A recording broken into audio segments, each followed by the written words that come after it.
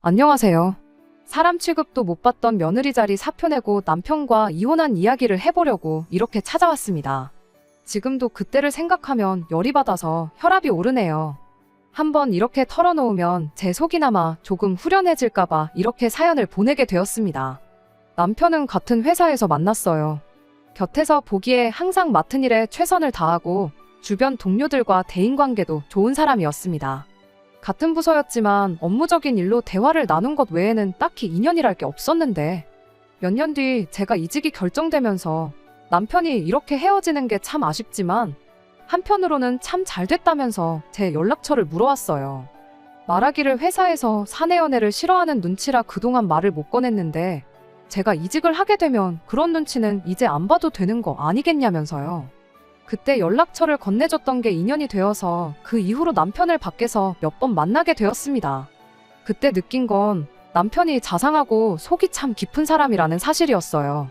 그렇게 얼마 지나지 않아서 저희는 연애를 시작하게 되었고 또 그렇게 2년간의 연애 끝에 결혼 이야기까지 오가게 되었습니다. 다른 건 몰라도 제가 일 욕심이 있는 사람이었다 보니 맞벌이를 유지한다면 그리고 맞벌이를 하는 만큼 살림도 똑같이 맞살림을 하고 아이가 태어나게 된다면 육아도 서로 공동의 책임으로 같이 하겠다는 이야기를 나누고 그렇게 결혼을 하기로 약속을 했지요. 2년간의 연애를 했지만 그동안 둘이서만 만났지 서로를 가족들에게 인사를 시켰던 적은 없었어요. 일이 바빠서 둘이서 만날 시간도 부족했던 이유도 컸겠지만 솔직히 시간이 많았다고 해도 굳이 양가 가족들에게 서로를 인사시켜가며 만나지는 않았을 것 같습니다. 아무튼 시부모님을 그렇게 결혼 준비를 하면서 결혼 허락을 받기 위해 한 번, 상견례 때 한 번, 그리고 결혼식 준비를 하는 동안 두어 번 만난 게 전부였는데 그 정도 만났다고 충분히 사람들을 파악했다고 생각할 게 아니라 조금 더 시간을 두고 사람들을 알아볼 걸 그랬다는 후회가 들었습니다. 저희 시어머니가 제가 주변에서 보고 들은 시어머니하고는 아예 차원이 다른 역대급 시어머니라는 사실을 그때는 몰랐거든요. 이제 와서 생각해보면 시어머니가 아예 작정하고 처음부터 본 모습을 숨기지는 않았던 것 같아요. 가족 간의 화합이 가장 중요하다고 늘 노래를 불렀거든요. 나중에 우리 집 와보면 알겠지만 친가 외가 할 것 없이 온 가족들이 다들 사이가 끈끈하다며 저도 한 가족의 일원으로서 같이 잘 지냈으면 좋겠다. 뭐 그런 식으로 몇 번을 말하셨어요. 결혼식장에서 저는 신부 대기실에 있느라 자세히는 몰랐지만 식 마치고 식사하는 동안 인사드리고 하는데 시댁 식구들 앉아있는 자리 쪽이 왁자지껄한 게 그때는 그냥 진짜로 사이가 좋긴 좋은가 보다. 남편이 대인관계가 좋은 게 가족들끼리 사이가 좋아서 그런 거구나. 그냥 그 정도로만 생각하고 말았었습니다. 그렇게 신혼여행을 다녀왔고 그 주 주말에 시댁에 인사를 드리러 찾아갔었어요. 그런데 시댁에 시부모님만 계신 게 아니었어요. 시이모님하며 시숙부님 그리고 남편의 사촌 형제들의 그쪽 집 아이들까지 전부 다 모여 있었습니다. 이미 시댁 현관문에 들어서는 순간부터 집이 떠나갈 정도로 시끌벅적한 분위기였지요. 신혼여행지에서 선물이라고 사온 게 시부모님 것밖에 없었는데 참 낭패다 싶었죠. 남편한테 이렇게 다들 모여 계시는 건지 당신도 몰랐냐니까 남편은 자기는 알고 있었는데 굳이 말할 필요가 없어서 말을 안 했다는 황당한 대답을 해왔고요. 조용히 선물이라고 어머님 아버님 거밖에 없는데 손 작아 보인다고 한마디 들을 것 같아 걱정된다고 했더니 우리 가족들은 그런 거 신경 하나도 안 쓰는 사람들이라며 걱정 붙들어 매라는 식으로 짧게 대답을 하고 말았어요. 시어머니는 우리 며느리 가족들한테 인사시키려고 온 가족들을 불렀다고 말을 하셨는데 속으로 저는 바로 며칠 전 결혼식장에서 전부 다 인사를 드렸는데 굳이 며칠 만에 또 이렇게 자리를 만들 필요나 있었나 하고 생각했습니다. 인사만 드리고 오려고 했는데 그날 저녁까지 시댁에 붙들려 있었어요.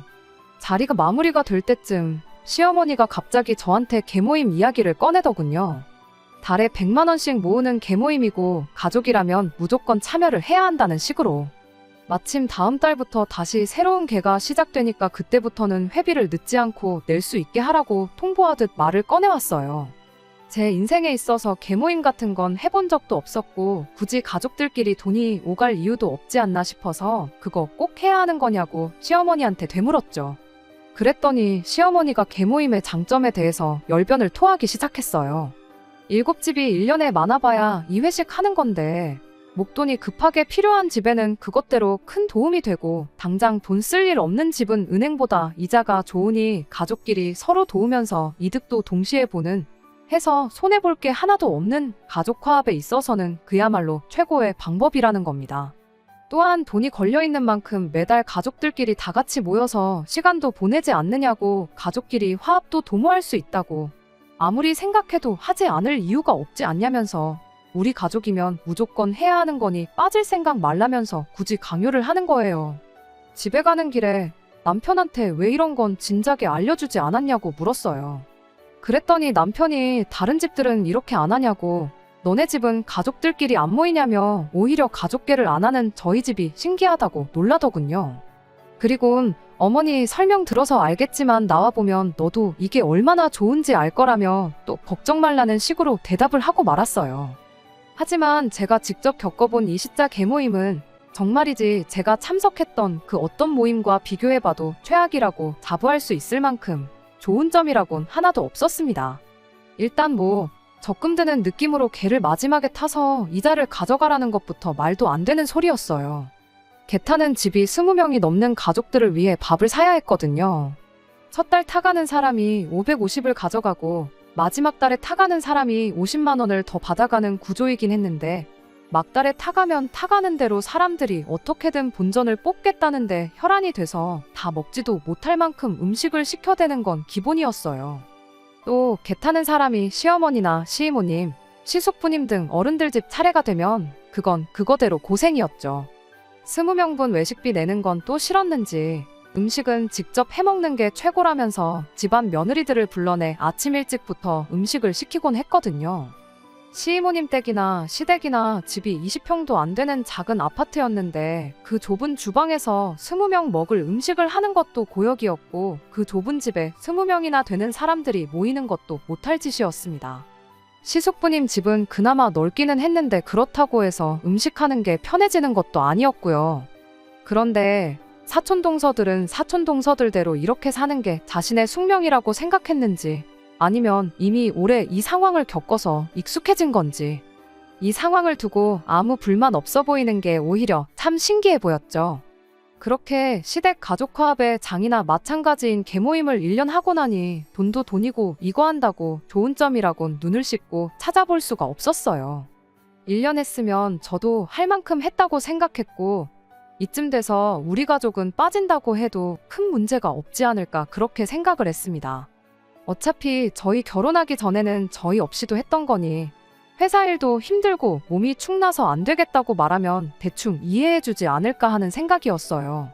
때마침 남편이 시댁에 다녀올 일이 있다고 해서 그럼 간 김에 한번 어머님께 말씀드려보라고 했죠. 남편은 자기는 즐겁기만 하고만 뭐가 문제냐며 툴툴거리더군요. 내가 원래도 사람들 많은 데는 기가 빨려서 일부러도 피하는 성격인 거 알지 않느냐고. 그런데 요즘 회사 일도 바쁘고 시댁은 시댁대로 가고 개모임은 개모임대로 가고 한 달에 2-3번은 꼭 시댁 식구들하고 어울려야 하는데 그렇다고 친정집에도 똑같이 가는 거 아니지 않냐고. 솔직히 너무 스트레스 받고 힘들다고 이야기를 했어요. 남편은 그 자리에서는 들어주는 척, 이해해주는 척을 하더니 정작 시댁에 가서는 시어머니한테 어떻게 전달을 한 건지 그날 저녁에 시어머니한테 전화로 한바탕 잔소리를 들어야 했습니다. 네가 어려울 때 도와주는 거 가족밖에 없다고. 회사에 충성해봐야 잘리거나 관두면 그만 아니냐던가. 친정도 내가 너 못 가게 했냐. 한 달에 쉬는 날이 10번은 될 텐데 네가 정성이 부족해서 친정을 안 다녀온 걸 왜 내 탓을 하느냐 하면서 생각이 있는 며느리라면 똑바로 처신 잘하라면서 온갖 성질을 부려대셨죠. 뭐라고 대꾸한들 시어머니 화만 돋우지 욕이나 괜히 더 먹겠네 싶어서 그냥 적당히 알겠다고 말하고 둘러댔습니다. 결국 매달 있는 시댁 개모임에 계속 참석을 해야 했지요. 남편도 별 도움이 안 되는 것 같고 그럼 적어도 시어른들 차례가 왔을 때 새벽바람부터 나가서 음식하는 거라도 안 하면 그나마 달에 한 번씩 외식 다녀오는 기분이라도 나지 않겠나 싶어서 동서들을 포섭해 봐야겠다 싶었습니다. 그런데 참 사람이 간사하다는 걸 그때 알았어요. 그때가 시이모님 댁에서 개모임이 있던 날이었는데 새벽바람부터 눈곱도 제대로 떼지 못하고 다 죽은 동태눈을 하고 음식하고 있는 동서들한테 이렇게 음식하는 거 불공평한 것 같지 않냐고 슬쩍 질문을 던졌습니다. 아니, 똑같이 개모임 하는데 우리 차례에는 꼭 외식을 해서 이자라고 몇십만 원 받아가지고 외식비로 100만 원을 쓰는 것부터가 말이 안 되지 않냐고요. 물론 집에서 음식을 해먹는다고 해서 재료값이 안 드는 건 아니지만 우리 노동력도 다 계산해야 하는 거 아니냐고 했죠. 막말로 시이모님 댁에서 개모임하면 시이모님이 직접 음식을 준비해 주시는 게 맞지 않냐고. 집도 좁은데 허리도 제대로 못 펴고 음식 준비하고 있는 거 힘들지 않냐?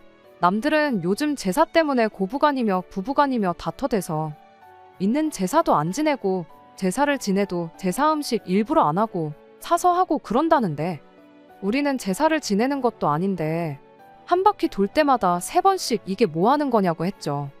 1년에 명절도 2번밖에 안 되는데 우리는 1년에 6번씩 제사를 지내는 거나 마찬가지다. 그러니까 다음부터 이렇게 와서 음식하라고 시키면 뭘 번거롭게 음식을 해서 먹냐고. 나가서 외식이나 하자고 하면 훨씬 낫지 않겠냐고 동서들을 꼬드겼어요.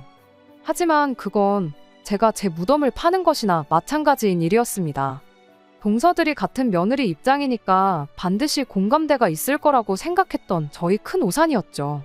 그날 개모임이 끝나고 집에 돌아온 뒤 잘 때가 다 돼서 또 시어머니한테서 전화가 걸려왔어요. 이야기 다 들었다면서 너는 어떻게 가족들끼리 서로 좋자고 하는데도 이렇게 삐딱선이냐, 가족들끼리 이간질을 시켜서 불화를 조장하냐 하면서 온갖 소리를 다 들어야 했습니다. 동서들 2명이 자기들 시어머니인 시이모님한테 그새를 못 참고 개모임 끝나자마자 제가 꺼낸 말을 그대로 전했던 겁니다.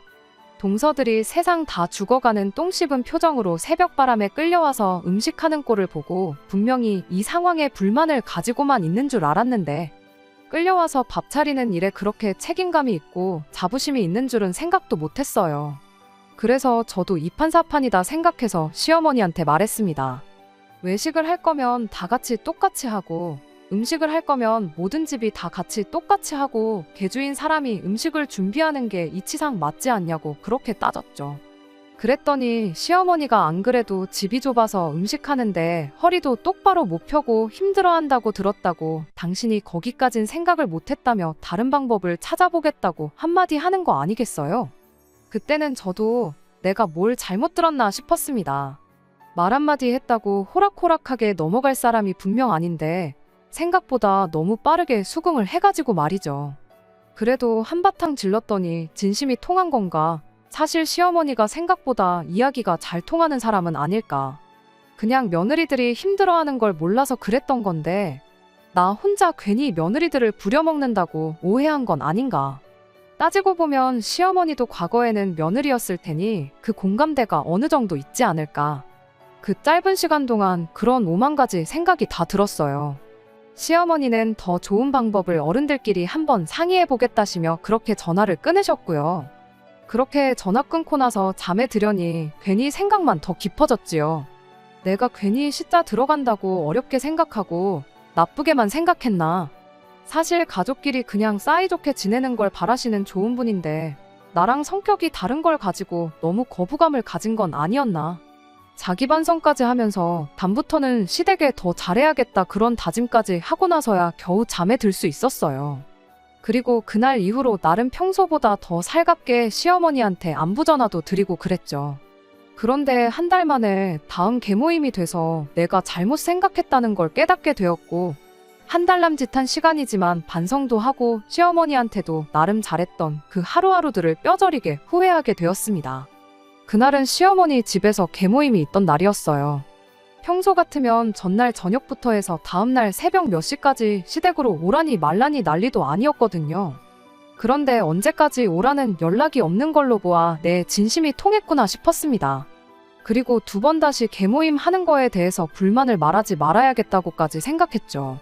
그런데 그 다음날 새벽바람에 초인종을 눌러대는 소리에 잠에서 깼어요. 뭔가 하고 인터폰을 눌렀더니 화면 안에 시어머니며 시이모님이 왜 이렇게 아침잠이 많냐면서 잠 깨는데 너무 오래 걸리는 거 아니냐고 빨랑 문부터 열라고 아주 난리더라고요. 잠이 덜 깬 상황에서 영문도 모른 채 현관문을 열어줬는데 인터폰으로 보이던 시어머니와 시이모님 뒤로 아버님, 이모부님의 동서들, 아주버님들 온 식구가 전부 다 우르르 저희 집으로 몰려들어왔어요.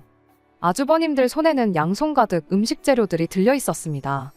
이게 무슨 상황인가 도무지 파악이 안 되는 와중에 시어머니가 한마디 하더라고요. 집이 좁아서 음식하기 싫다지 않았냐고, 그러니까 비교적 넓은 너네 집으로 왔다고요. 앞으로 넓은 집 두고 좁은 집에서 모일 필요가 뭐가 있냐고, 개모임 장소를 저희 집에서 하면 딱 좋겠다는 겁니다. 그게 시어머니 차례건 시이모님네 차례건 동선의 차례건 그런 건 묻고 따질 것도 없이 말이에요.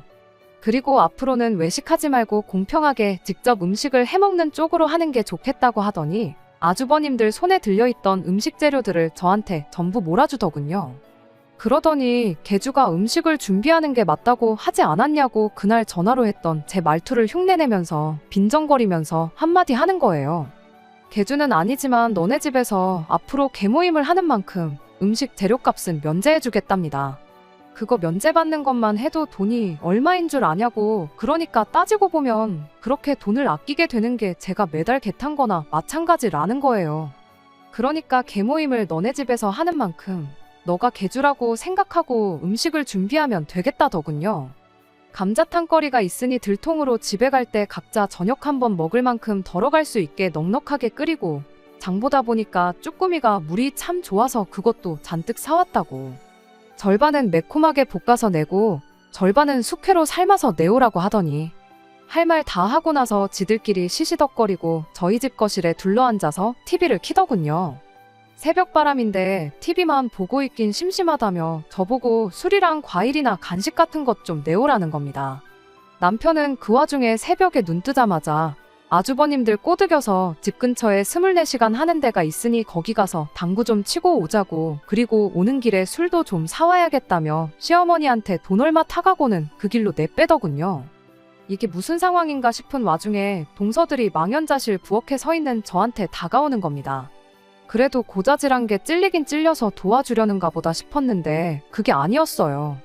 저 때문에 자기들 편하게 됐다고 참 고맙다고 하면서 아침 일찍부터 와서 피곤해 죽겠는데 잠깐 눈 좀 붙이게 바닥에 깔 이불이랑 덮을 것 좀 꺼내다 달라는 겁니다. 오늘은 동서 놀래켜주려고 일찍 온 거지 다음부터는 이렇게 새벽바람에 찾아올 일은 없을 거라면서 저보고 고생 좀 하라나요. 세상에 같은 며느리 처지라고 동지들이라고 생각했던 사람들이 고자질을 한 것도 모자라 이제는 저 시자들과 한통속이 돼서 저 하나만 부려먹으려는 속셈이 뻔히 보였어요. 차라리 시어머니가 주장하는 것처럼 가족들 간의 화합을 위해서라면 기꺼이 새벽바람에 음식 몇 번 하는 거 아무것도 아니라고, 어려운 거 아니라고 그렇게 한마디만 말했었다면 제가 아무 말도 않겠는데, 어떻게든 음식을 하는 쪽이 아니라 차라리 외식을 하는 쪽으로 이야기해보자고 했을 때는 그렇게 경청해놓고는 모든 책임을 저한테 떠넘기고 자기들 한몸 편해질 것 같은 기회가 생기니 그걸 놓치지 않고 이용해 먹는 걸 보니 사람이 참 이렇게 간사할 수 있나 싶더라고요. 그리고 같은 며느리 처지라고 사람을 너무 쉽게 믿었던 제 자신한테도 반성을 하게 되었죠.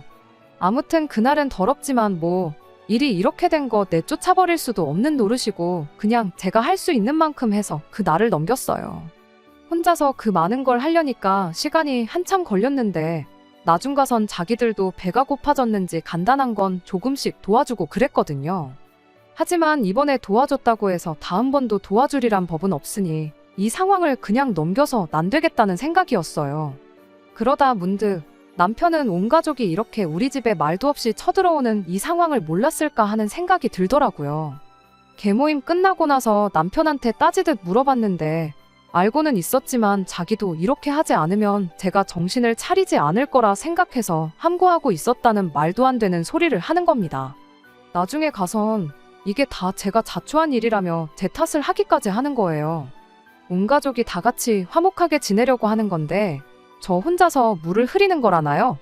어떻게든 가족 모임을 빠지거나 편하게만 하려고 하지 말고 이왕 이렇게 된 김에 진짜로 이 가족의 일원이 된 모습을 보여주라는 조언까지 해주더군요. 지성이면 감천이라고 아마 어머니도 그렇고 다른 친척들도 그렇고 열심히 노력하는 모습을 보여주면 마음이 풀릴 거라고요. 이렇게 앞으로 평생 개모임을 우리 집에서만 가지지는 않을 것이다. 너의 진심이 통하는 그날에 예전처럼 다시 각자 집에서 개모임을 갖게 될 테니 그때까지 다른 가족들한테 인정받을 생각을 하라는 말만 할 뿐이었어요.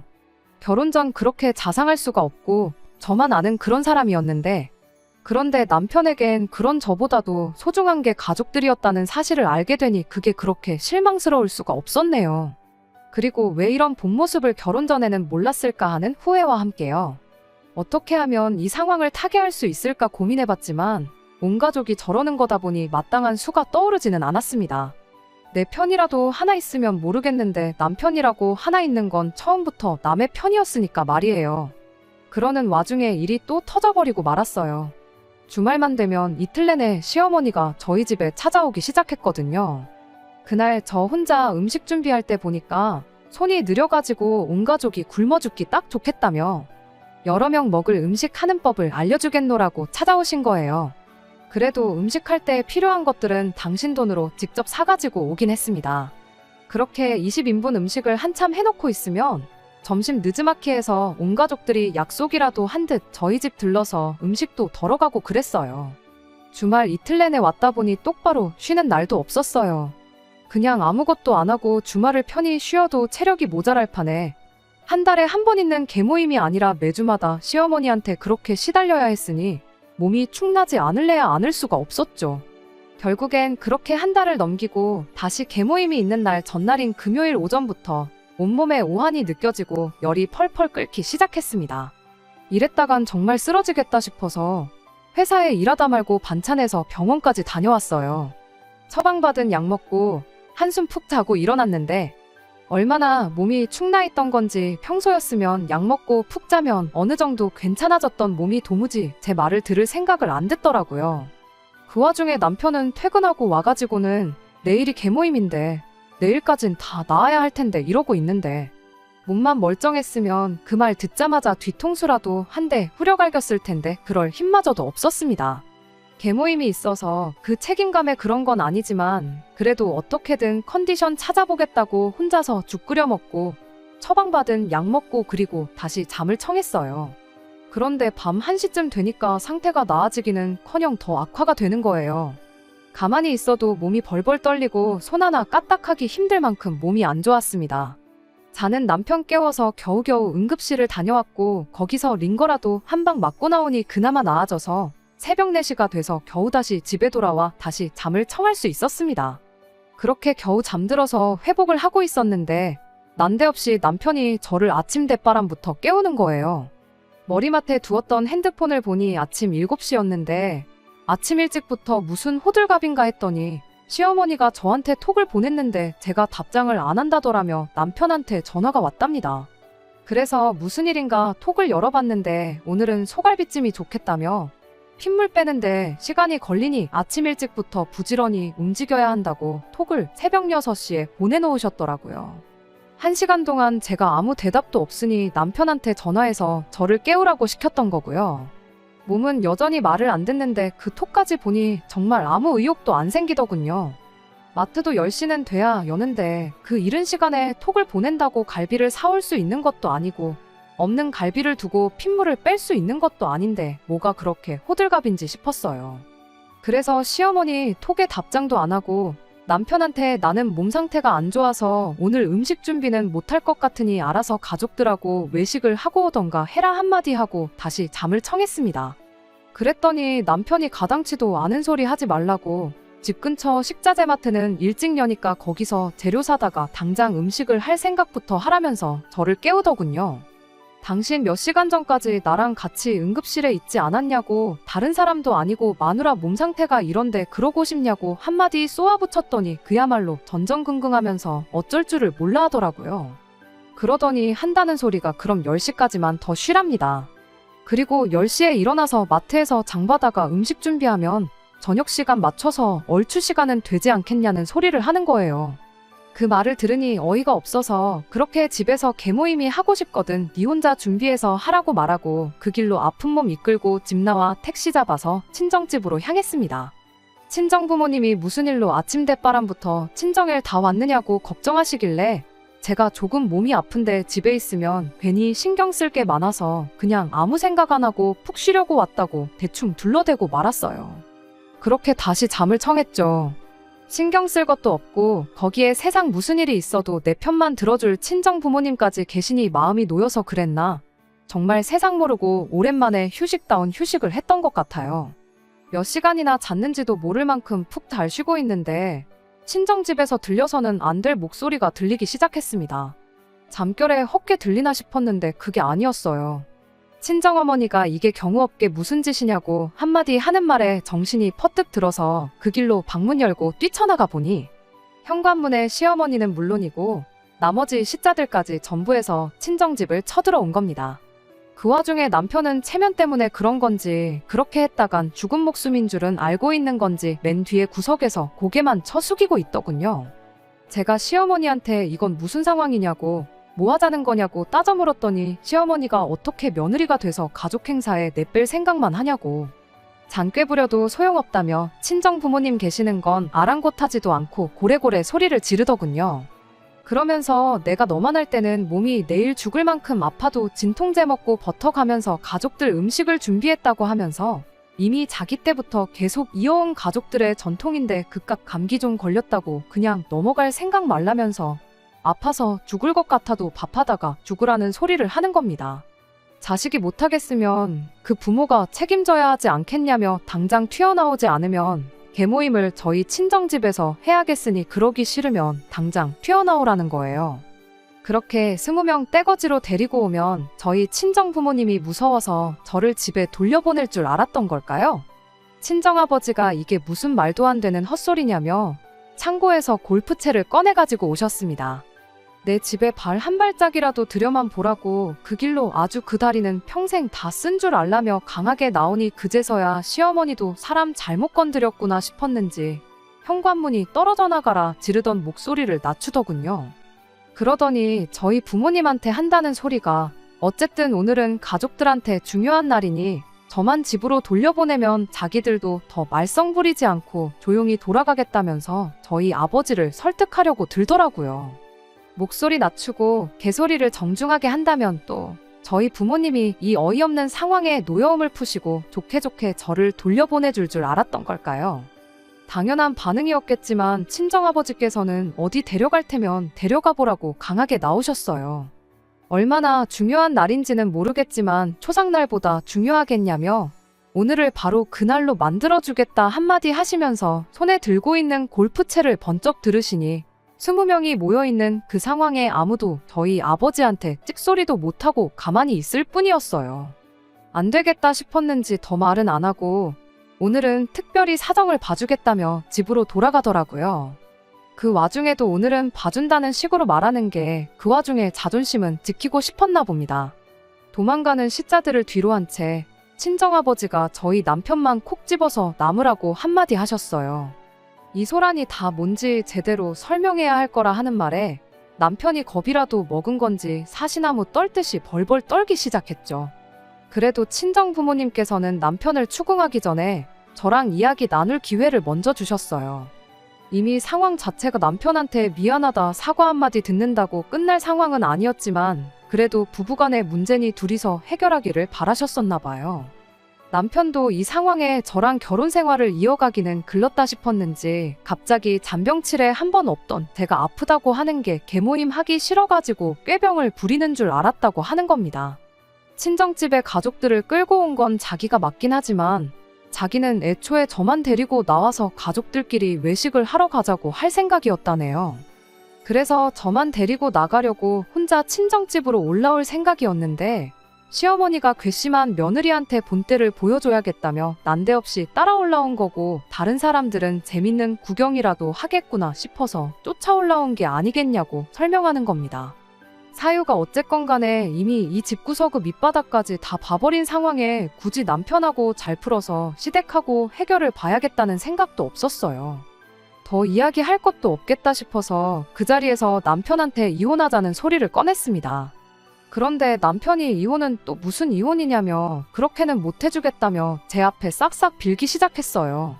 그 꼴을 본 친정아버지께서 이미 20명 가까이 되는 사람들을 이끌고 저를 끌고 가겠다고 이 집에 찾아왔을 때 이혼당할 수도 있겠다는 생각은 못 했느냐고 딱싹 빌 만큼 잘못한 일이면 진작부터 안 하면 좋았을 거 아니냐 한마디 호통을 치시니 아버지가 설마 자기한테 해코지라도 하겠다 싶었는지 그제서야 슬쩍 자리에서 일어나고는 알겠다 대답하고 집으로 돌아가더군요. 그 와중에 시어머니는 끝까지 자기 자존심이 더 중요했던 건지 가족끼리 다 같이 화목하게 지냈으면 하는 마음에 만든 모임인데 그 진심을 못 알아주고 내뺄 생각만 하는 제가 잘못한 거라며 끝까지 제 탓을 했어요. 당신도 집에 소란만 만드는 며느리를 가족으로 두고 있을 수는 없다면서 고집을 부려준 덕분에 그래도 이혼하는 데 있어서 그 어떤 잡음도 없이 빠른 이혼을 할 수 있었습니다. 그거 하나만큼은 다행이지 않을까 싶어요. 결혼 생활은 1년 반, 거의 2년 가까이 했지만 맞벌이 한다고 두 사람 사이에 애가 있던 것도 아니고 그 짧은 사이에 못 볼 꼴은 못 볼 꼴대로 다 봤으니 단 한 점의 후회조차 남지 않아 마음이 참 후련했네요. 그렇게 남편과 완전히 갈라서게 되었습니다. 이혼해서 다시 남남이 된 만큼 시어머니고 남편이고 다시 연락할 일도 없을 줄 알았는데 정말 생각지도 못한 사람들이 번갈아 가면서 저한테 연락을 해왔습니다. 그 집 며느리 노릇하면서 식모 노릇을 자처하던 동서들한테서 말이죠. 이혼하고 나니 어떻냐니 주변에서 이상하게 보지는 않느냐느니 하면서 좋겠다고 자유의 몸이 된 제가 부럽답니다. 어차피 반반 결혼을 했고 맞벌이 생활 한 데다가 결혼 생활이라고 2년도 안 했는데 재산 분할을 할 것도 없었거든요. 그냥 공정하게 절반 딱 갈라서 이혼했어요. 그런데 동서들은 다 결혼한 지 5년, 6년씩 됐다 보니 이혼하면 재산 분할은 어떻게 되는 건지, 자기는 전업주부 생활만 했는데 분할을 받을 수 있는 건지 아닌지 그런 걸 물어보는 거 아니겠어요? 이혼하고 싶으면 나 말고 변호사 찾아가서 물어보라고 쓴소리 한마디 해줬네요. 그런 것까지 나한테 물어보는 걸로 보아하니 형님들은 누가 알려주고 시키는 대로밖에 못 사는 사람들인 것 같은데 그냥 그 집에서 시키는 대로 달마다 모여서 음식이나 하고 그러면서 살라고 한마디 해줬습니다. 그렇게 식모 노릇 하면서 사는 게 오히려 마음 편하고 좋을 거라고요. 못 같으면 니들도 한방 들이받고 이혼하라고 한마디 해줄까 하다가 스스로 식모 취급 받으면서 현실에 순응하며 사는 사람들 괜히 이혼시켰다가 인생 망했다고 무슨 원망을 들을 수는 없는 일 아니겠어요? 집 팔자 지가 꼬는 거고 푸는 것도 지가 스스로 풀어야지요. 적어도 저는 힘들게 풀어놓은 제 팔자 다시 꼬이지 않게 정신 차리고 똑바로 살아야겠습니다. 끝까지 들어주셔서 감사합니다. 오늘의 사연은 여기까지입니다. 구독과 좋아요, 알람 설정 부탁드리고 더 좋은 사연으로 다시 찾아뵙겠습니다. 감사합니다.